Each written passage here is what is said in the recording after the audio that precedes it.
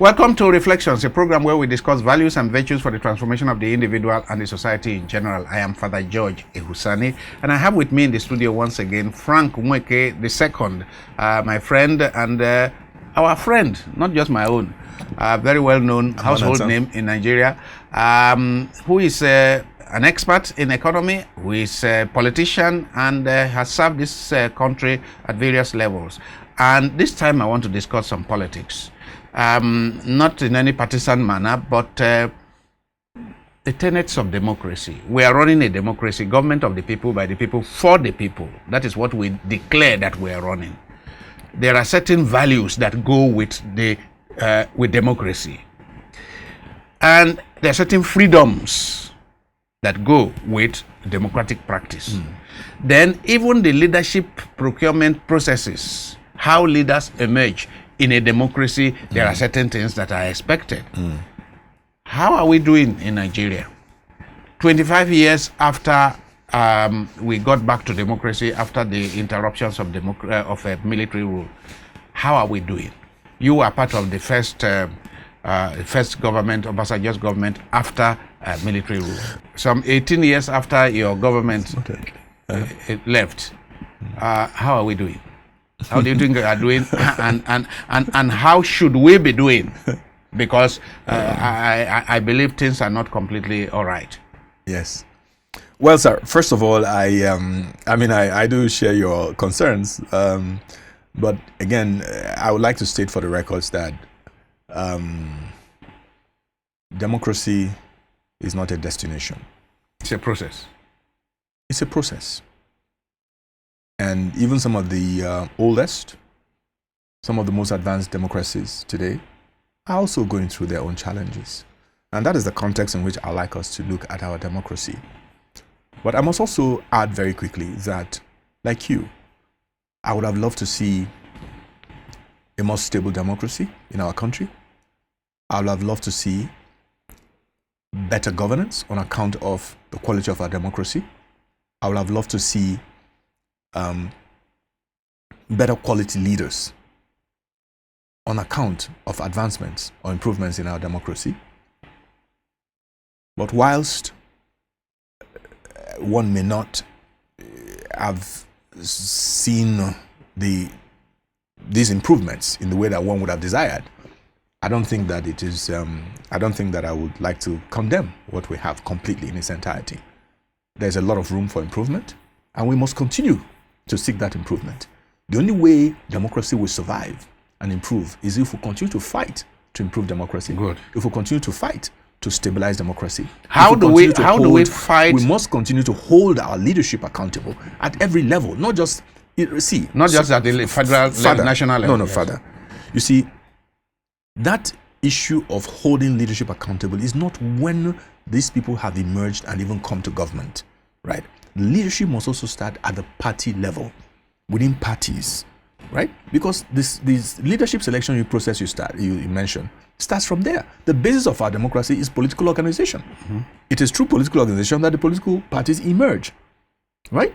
So individuals must take more interest in what is happening at the political party level, right up to the ward level. Up to the ward level, and then follow it up to the emergence of these leaders through primaries, right?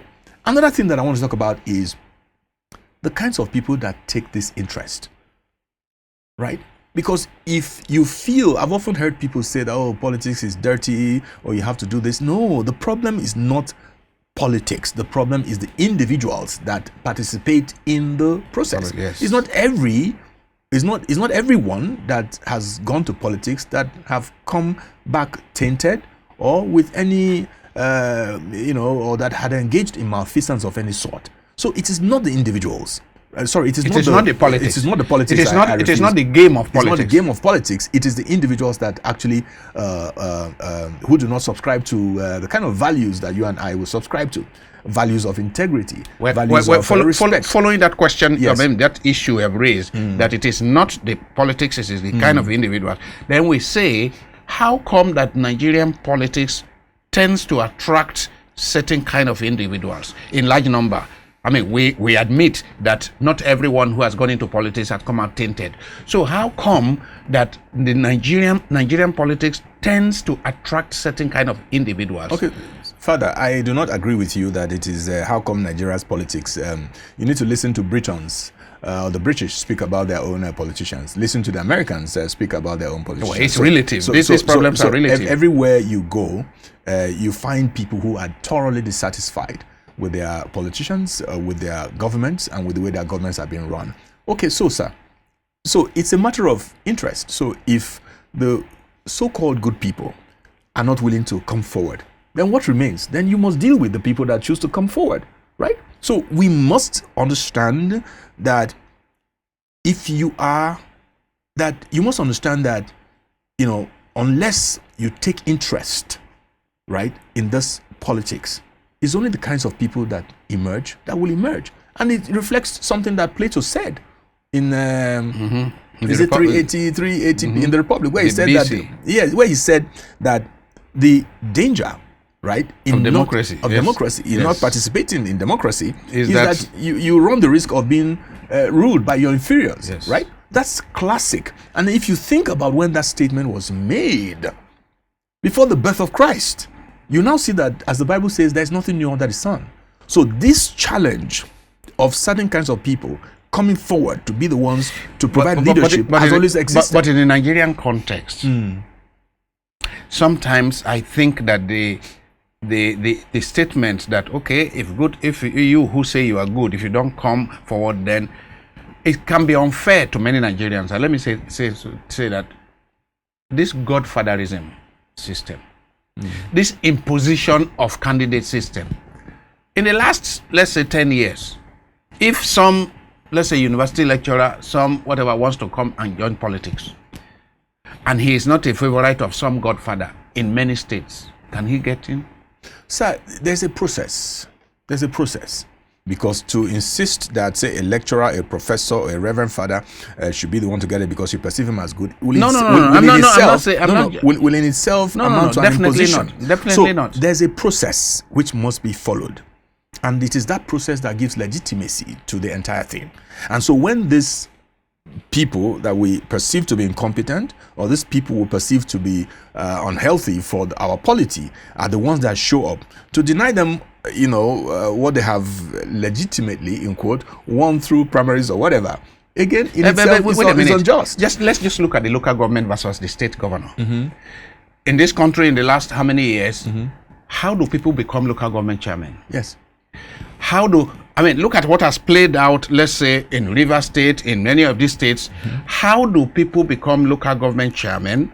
They are handpicked often by governors. Then it is those same people, some of who will go to the House, to the national parliament. Now, and then how do people become senators? If they are not favorized of the governor. Okay. So what has happened in this country in the last maybe 25 years is that state governors became so powerful that they decide who goes to any of these offices. Yes, you're correct, sir. Good. I cannot challenge that. So if we have a crooked person as governor. That's why I said, sir, at the beginning, that democracy is not a destination. It is a journey. It's a very long journey. Okay?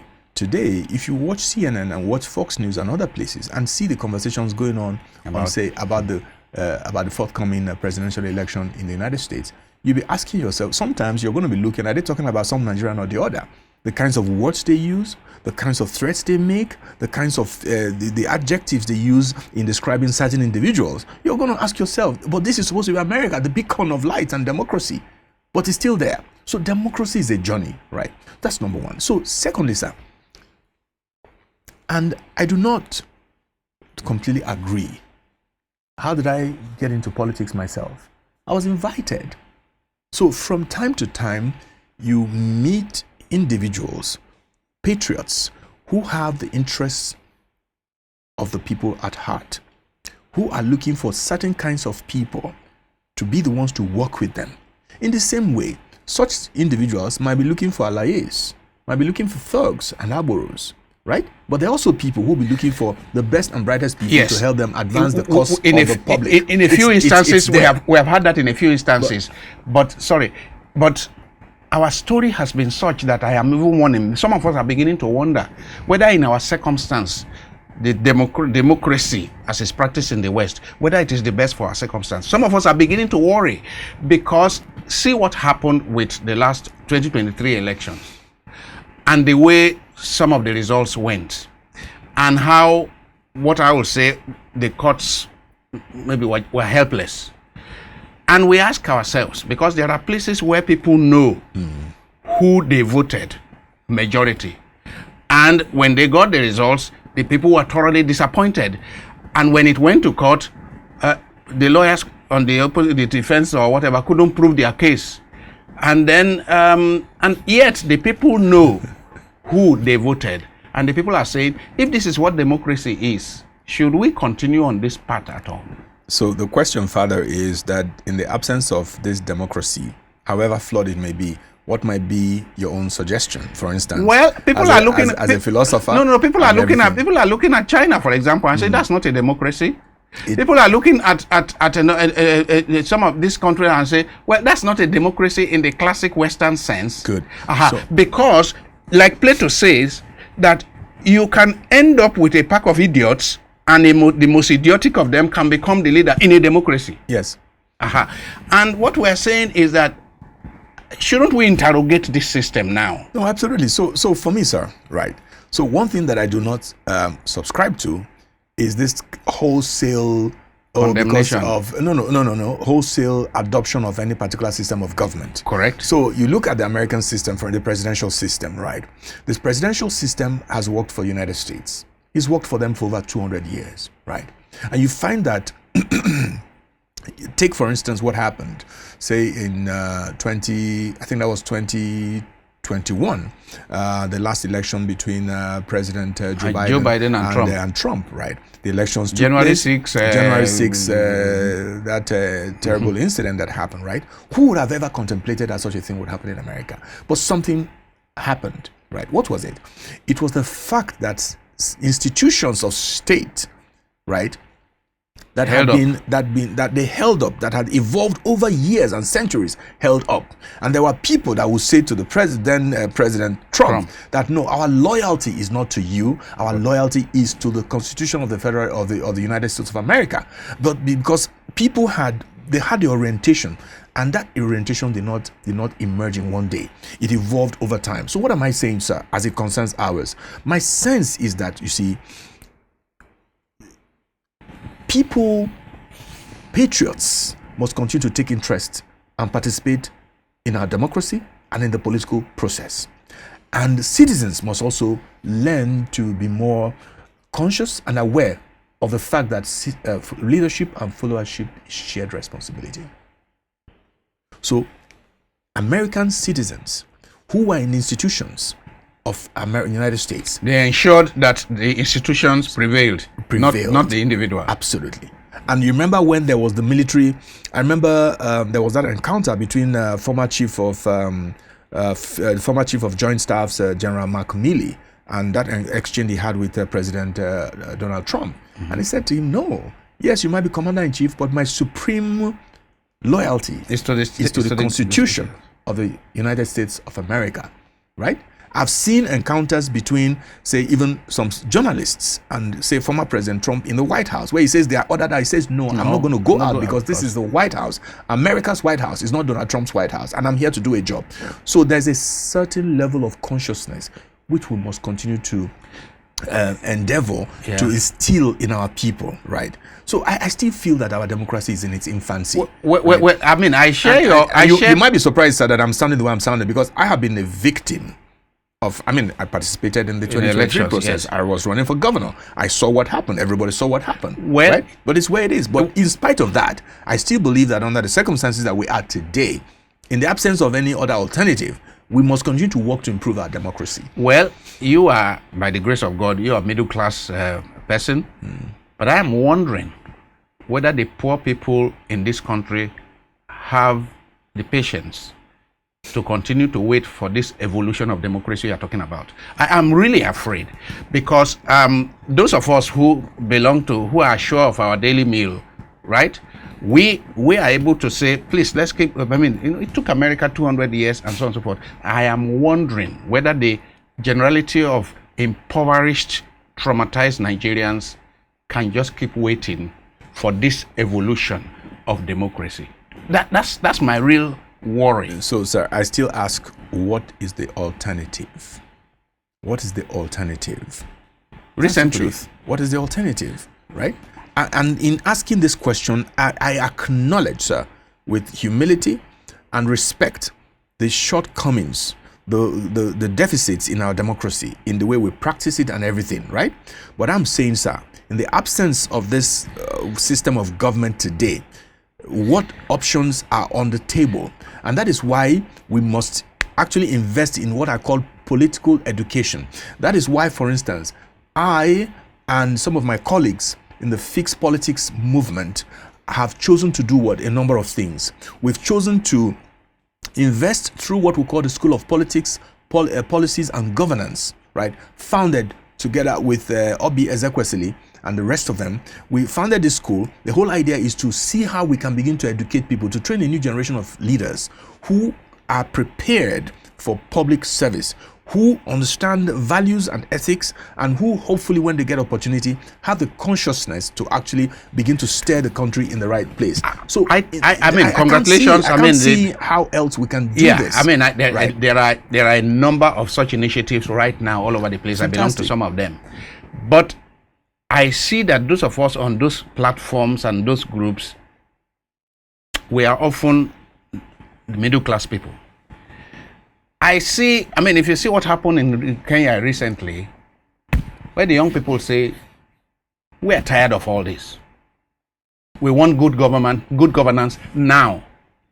It's not good governance that will evolve over the next 100 years. We want good governance now. And their action made President Ruto to sit up and begin to take certain action immediately because the young people showed that they were serious. The point is this: our government is too heavy. Our government is too costly. This bicameral legislative system is too expensive. And then even this full-time legislators business is too expensive. So yes, we want democracy, the government of the people. So when you say what alternative do we have? We have other alternatives. We can evolve other alternatives apart from the American presidential system that is so expensive. How can a poor country like Nigeria, how do we afford a government of 400 and how many of them, and they are living, with the quality of life they are living? And then we have a president, we have vice president that are, so expensive. The whole system is so expensive. And then we keep telling people to be patient, that this thing is going to evolve. And I'm saying, the way we are going in 2024, how do we keep people? I'm one of those who have been telling people to be patient. And I will keep telling people to be patient. But I'm a realist. And I'm saying, the situation on the ground, we don't have much time in our hands. We don't have much time for this preaching of patience. The situation on the ground, we are like sitting on a ticking bomb. And some adjustment need to be done urgently, very urgently, like yesterday. That's my position. I agree with you that it is democracy, but must it be democracy of the type we are practicing now? So, sir, thank you so much. I think we're on the same page, largely speaking. Again, I acknowledge the shortcomings. I acknowledge the trust deficit. I acknowledge that the high cost of governance, attendance to the practice of presidential system of democracy and things. So the issue is not so much the system, right? But how it is run in our country. And so that is where citizens then come in to demand changes. That yes, we want to continue to choose our leadership. We want leadership. But the we want current democracy. Structure is what? It's top heavy. it is too expensive, and we can ill afford it, right? These are legitimate demands that we can make through our representatives, right? Compel them to listen to us, as is now the case in Kenya, right? Now, I acknowledge the urgency. Acknowledge the urgency of the situation that we have in the country, and I'm hopeful that government will listen to the cries of the people. I like your optimism. Yes, that government will listen to the cries of the people, because not to listen to the cries of the people would be to then, on the other hand, be ready for certain unpleasant consequences. There's only so much the people can take, yes, right? And I deeply regret, sir, if I may preempt you, that I've listened to the threats coming from certain agencies of government, by certain representatives of government, the use of language, the accusations of certain individuals, ethnic and then the attempt to give it ethnic coloration. But the truth, sir, is that hunger has no ethnicity, it has no tribe, it has no tongue, right? A hungry man is a hungry man, whether you live in Zamfara, whether it's in Sokoto or Kebbi, whether it's in Enugu or Lagos, wherever. That is the truth of the matter. Insecurity is pervasive across the entire length and breadth of this country. The high cost of living is pervasive across the length and breadth of this country. So it is impolitic. It's even stupid for anybody to pretend that they do not understand what is going on, or to attempt to attribute this whole situation to any individual or group of individuals. People are hungry. People are suffering. The insecurity is unbearable, right? The insecurity is unbearable. The infrastructure deficit is there for everybody to see. The exodus of foreign nationals from our country underscores what is going on. So to pretend that you do not know what is happening, I think is just I couldn't think of anything more stupid. No, I keep wondering whether when people get to power, is there something that blinds them? Because these are people who are living with us and who were bemoaning the situation with us just a couple of years ago. And then when they now speak, it's as if they are coming from Mars or Jupiter, as if they are not living here, and their nephews and their uncles and nieces and nephews are not hungry like my own are hungry. Yes. No, it's an unfortunate situation. It's a very unfortunate situation. And I think that it is very, very disheartening, especially because of the pretensions to democratic credentials by some individuals who are currently in government, who before they got into government were leaders of mass protests all over the country throughout their careers. Wait, you remember that Ruben Abati once wrote something about that something in Aso Villa that when people get there. I thought that was, Dr. Abadi, I thought that was hilarious. Right? But I thought that was hilarious. But on a serious note, what is it that blinds people when they get the appointment and they begin to speak to others as if we have no consequence? Sir, thankfully, I may not be in a position to answer that question, because for me, in the time in which I served, I want to believe that you were Minister of Information. Yes, that's I was true. Minister of Information. But thankfully, the president I worked with, President Olusegun Obasanjo, he was a very disciplined man. And thank God, I'm able to confirm that you didn't talk to us like that. Yeah, because there was no basis. And so you understand your duty. Your duty is to communicate government policies, government positions. Your duty is to encourage some way of thinking amongst the civil populace. And I think that I can attest to the fact that even in our cabinet meetings, the president was very civil. He was very respectful of ideas and views that may be contrary to his. I can also confirm that we had a very, very good team that was respected, not just locally, but also internationally. And I also want to attempt to suggest that I think that Nigeria made remarkable progress under that administration. And the records are there for everybody to see. But you see, sir, whatever the case may be, the only reason why governments exist is to ensure the welfare and the well-being of the people, is to help citizens realize their greatest potential, is to protect citizens, is to catalyze economic development. It is to project Nigeria internationally, in a way that would make us in a very positive in a light. positive way that will help citizens, that would encourage citizens to be proud at all times and to really assert their citizenship as Nigerians. This is the only reason. These are the only reasons why governments exist. And so any government that whose actions and activities have not assured or is not promoting some of the things I've just said a moment ago, I'm not so sure that, that government must re-examine itself. I think, people like me, but also, perhaps more importantly, people like you, yes, in your informal and formal engagements, must keep reminding politicians, whether local government level, state level, national level, legislative, judiciary, and executive. We must keep reminding people that there's a social contract between the people and the government. We cede some of our rights to those who rule us.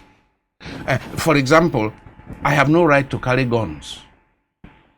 I cede that right to people who run our affairs so that they can have police, so that they can have soldiers, so that they can have civil defense to protect us. But when citizens now don't feel that their interest means anything to government, when citizens feel that they are on their own, that's a terrible situation. No, it is. No, absolutely. You couldn't have put it better, Father Ehusani. I completely agree with you. Nigerian citizens feel completely abandoned at this time. The suffering is intense. No matter how wealthy you are, you cannot but feel the situation the because tension. of the number of texts you are going to receive every day. The pressure from people, otherwise respectable people, hardworking people who would not normally expect anything or make any requests of you. It has increased, right?